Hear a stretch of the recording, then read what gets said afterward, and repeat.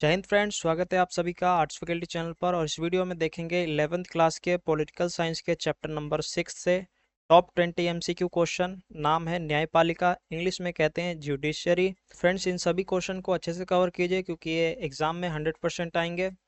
और साथ ही चैनल पे नए हैं तो चैनल को सब्सक्राइब कर लीजिएगा क्योंकि आर्ट्स फैकल्टी चैनल आर्ट्स के सब्जेक्ट्स के लिए ही है। हिस्ट्री पॉलिटी की क्लासेस आप देख सकते हैं यहाँ। शेयर कीजिएगा ज़्यादा से ज़्यादा ताकि और भी बच्चों तक ये इन्फॉर्मेशन, ये जानकारी पहुँच सके। ठीक है, तो चलिए इसी के साथ अपने फर्स्ट क्वेश्चन को देखते हैं। फर्स्ट क्वेश्चन है, भारत में सर्वोच्च न्यायालय की स्थापना कब हुई थी? ऑप्शन है यहाँ पर 1951, 1947, 1950, 1949। हो जाएगा ऑप्शन नंबर सी, 1950 में सर्वोच्च न्यायालय की स्थापना हुई थी, 26 जनवरी 1950। और ये सर्वोच्च न्यायालय कहाँ पर स्थित है? तो दिल्ली में है। ठीक है, नेक्स्ट क्वेश्चन है, न्यायपालिका का मुख्य कार्य क्या है? ऑप्शन है यहाँ पर न्याय करना, कानून लागू करना, कानून बनाना, नीतियाँ बनाना। तो इसका राइट आंसर हो जाएगा ऑप्शन नंबर ए, न्याय करना न्यायपालिका का मुख्य कार्य होता है। वहीं कानून लागू करना कार्यपालिका का काम होता है, और कानून बनाना जो है वो संसद का मुख्य काम होता है। तो न्यायपालिका का मुख्य कार्य न्याय करना, ए इज द राइट आंसर। से एक जरूरी सूचना देना चाहूंगा कि आर्ट्स फैकल्टी चैनल पर पोल साइंस के 6 चैप्टर के, इसी प्रकार हिस्ट्री के 4 चैप्टर के एमसीक्यूज कंप्लीटेड है। आप एग्जाम से पहले इन सभी एमसीक्यू के वीडियोस को जरूर कवर करके जाएं। ये क्वेश्चन में आएंगे 100%। और महज 10-10 मिनट की वीडियो है, 1 घंटे के अंदर सभी एमसीक्यूज को कवर कर लेंगे आप, जिससे कि आपके एग्जाम में बेहतर मार्क्स आ सके। ठीक है, इसी के साथ देखते हैं अब नेक्स्ट क्वेश्चन। भारत के पहले मुख्य न्यायाधीश कौन थे? ऑप्शन है यहाँ पर M Hidayatullah, H J Kania, P N Bhagwati, Y V Chandrachud. तो इसका राइट आंसर हो जाएगा option number B, H J Kania जो थे वो भारत के मुख्य न्यायाधीश थे सर्वप्रथम, यानी पहले। ठीक है, नेक्स्ट क्वेश्चन है, संविधान में न्यायपालिका का उल्लेख किस भाग में है? ऑप्शन है यहाँ पर भाग 4, भाग 5, भाग 6, भाग 7। तो इसका राइट आंसर हो जाएगा ऑप्शन नंबर बी, भाग 5 में न्यायपालिका का उल्लेख किया गया है। ठीक है, वैसे तो संविधान में 22 भाग है मूलतः, बट एडिशनल ऐड करके उसमें 25 भाग कर दिए गए हैं। बट आपको याद रखना है कि 22 भाग है मुख्य रूप से, जिसमें से 5वें भाग में न्यायपालिका का उल्लेख किया गया है। ठीक है, और 5वां भाग संघ का भी उल्लेख करता है, यानी कि सेंट्रल गवर्नमेंट के बारे में, सेंटर के बारे में। ठीक है, नेक्स्ट क्वेश्चन है, न्यायपालिका के 3 स्तर कौन से हैं? ऑप्शन है यहाँ पर पंचायत, संसद, राष्ट्रपति। न्यायपालिका कार्यपालिका अधीनस्थ न्यायालय, केंद्र राज्य स्थानीय, या फिर सर्वोच्च न्यायालय उच्च न्यायालय अधीनस्थ न्यायालय। इसका राइट आंसर हो जाएगा ऑप्शन नंबर डी, सर्वोच्च न्यायालय, उच्च न्यायालय और अधीनस्थ न्यायालय न्यायपालिका के 3 स्तर है। ठीक है, सर्वोच्च न्यायालय यानी सुप्रीम कोर्ट, उच्च न्यायालय हाई कोर्ट, और अधीनस्थ न्यायालय जो कि राज्य में डिस्ट्रिक्ट कोर्ट के रूप में है। तो D is the right answer. Next question है, सर्वोच्च न्यायालय के न्यायाधीश की सेवानिवृत्ति आयु कितनी होती है? ऑप्शन है यहाँ पर 60 वर्ष, 62 वर्ष, 65 वर्ष, या फिर 68 वर्ष। तो इसका राइट आंसर हो जाएगा ऑप्शन नंबर सी, 65 वर्ष जो है वो सर्वोच्च न्यायालय के न्यायाधीश की सेवानिवृत्ति आयु होती है, यानी रिटायरमेंट की आयु। ठीक है, नेक्स्ट क्वेश्चन है, न्यायपालिका की स्वतंत्रता किसके लिए आवश्यक है? ऑप्शन है यहाँ पर सरकार के नियंत्रण के लिए, निष्पक्ष न्याय के लिए, संसद की शक्ति के लिए, जनता को दबाने के लिए। तो इसका राइट आंसर हो जाएगा ऑप्शन नंबर बी, निष्पक्ष न्याय के लिए न्यायपालिका की स्वतंत्रता अति आवश्यक है। निष्पक्ष का मतलब होता है बिना पक्षपात के वो न्याय कर सके न्यायालय के न्यायाधीश। ठीक है, तो इसलिए अति आवश्यक होती है निष्पक्ष रहना, और B is the right answer. Question है, सर्वोच्च न्यायालय में कुल न्यायाधीशों की संख्या कितनी है मुख्य न्यायाधीश सहित? ऑप्शन है यहाँ पर 31, 32, 33, 34। तो इसका राइट आंसर हो जाएगा ऑप्शन नंबर डी, सर्वोच्च न्यायालय में कुल न्यायाधीशों की संख्या 34 होती है, जिसमें से एक मुख्य न्यायाधीश होता है और 33 अन्य न्यायाधीश होते हैं। ठीक है, तो D is the right answer. Question है, न्यायाधीश की नियुक्ति कौन करता है? अपॉइंट कौन करता है न्यायाधीश की? तो यहाँ ऑप्शन है प्रधानमंत्री, संसद, राष्ट्रपति, गृह मंत्री।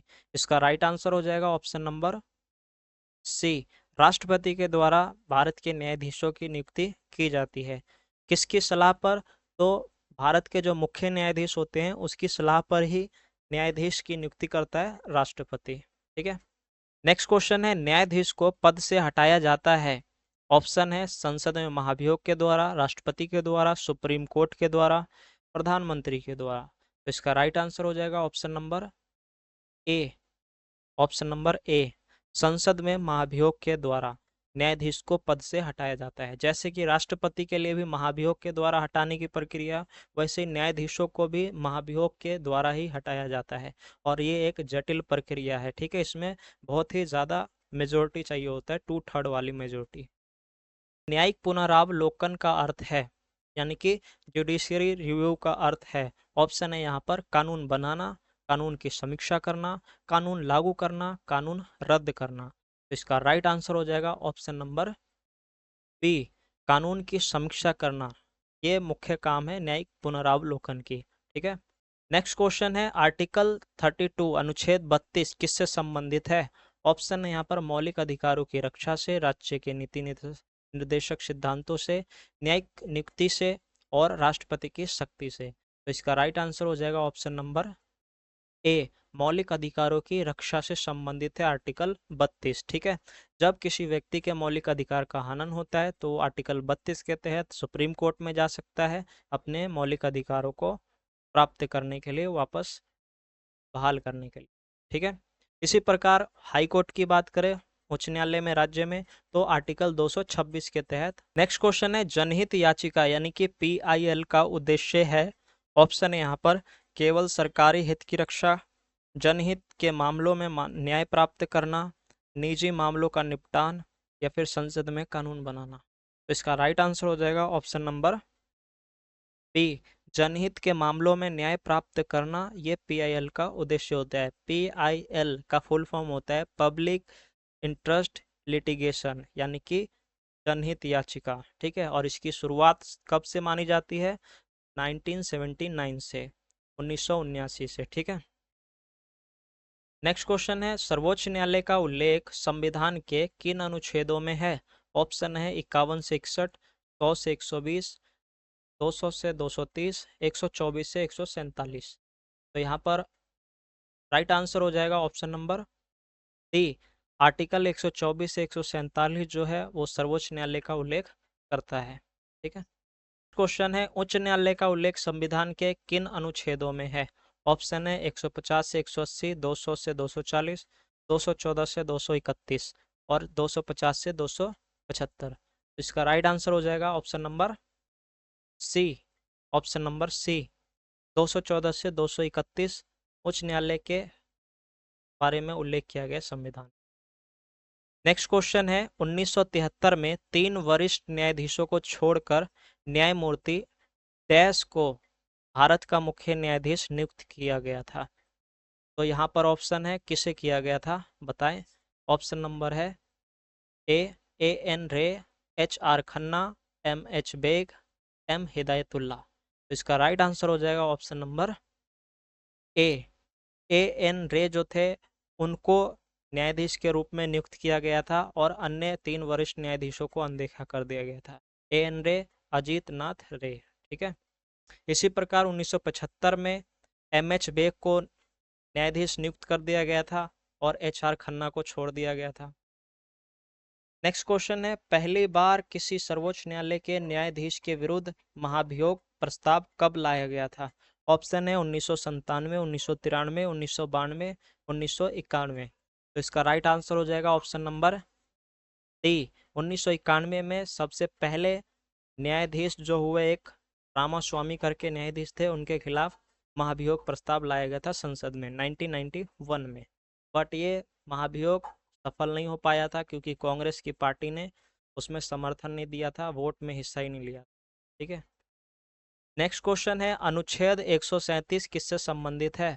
ऑप्शन है पुनर्विचार याचिका यानी कि रिव्यू पिटीशन, संसद की शक्तियां, राष्ट्रपति की क्षमा शक्ति, राज्यपाल का कर्तव्य।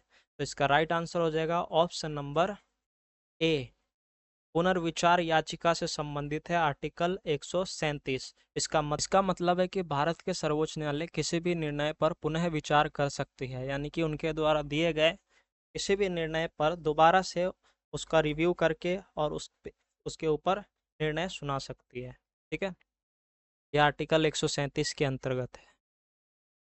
नेक्स्ट क्वेश्चन है, अनुच्छेद 144 किस बात को सुनिश्चित करता है? ऑप्शन है सुप्रीम कोर्ट के आदेश पूरे देश में लागू हो, राष्ट्रपति के आदेश मान्य हो, संसद सर्वोच्च हो और प्रधानमंत्री की सलाह मान्य हो। तो यहाँ पर राइट आंसर हो जाएगा option number A, supreme court के आदेश पूरे देश में लागू हो। ये 144 सुनिश्चित करता है। ठीक है, आर्टिकल 144। इसका मतलब ही हुआ कि जो सुप्रीम कोर्ट के द्वारा निर्णय दिए जाएंगे वो भारत के सभी सिविल और साथ ही न्यायिक अधिकारी सभी पर लागू होंगे और पूरे भारत में ये मान्य होंगे। ठीक है, चलिए क्वेश्चन है, भारत के सर्वोच्च न्यायालय के अधिकार क्षेत्र यानी कि जुरिडिक्शंस में निम्नलिखित में से कौन से क्षेत्र शामिल है? ऑप्शन है आपके पास मूल अधिकार क्षेत्र, अपीलीय अधिकार क्षेत्र, परामर्श अधिकार क्षेत्र, उपयुक्त सभी। इसका राइट आंसर हो जाएगा ऑप्शन नंबर डी, उपयुक्त सभी। ये क्षेत्राधिकार सर्वोच्च न्यायालय के अधिकार क्षेत्र में आते हैं। ठीक है, और ये लॉन्ग क्वेश्चन के लिए मोस्ट इंपॉर्टेंट है, तो लॉन्ग क्वेश्चन में इसे अच्छे से कवर कीजिए। तो फ्रेंड्स, ये थे टॉप 20 MCQ क्वेश्चन छठे चैप्टर से। तो मिलते हैं अब नेक्स्ट वीडियो में मैथ की क्लास के साथ, कार्टून और कुछ इंपॉर्टेंट क्वेश्चन के साथ। तब तक के लिए चैनल को सब्सक्राइब कीजिए, शेयर कीजिए, पसंद आई हो तो लाइक कीजिए। Thanks for watching.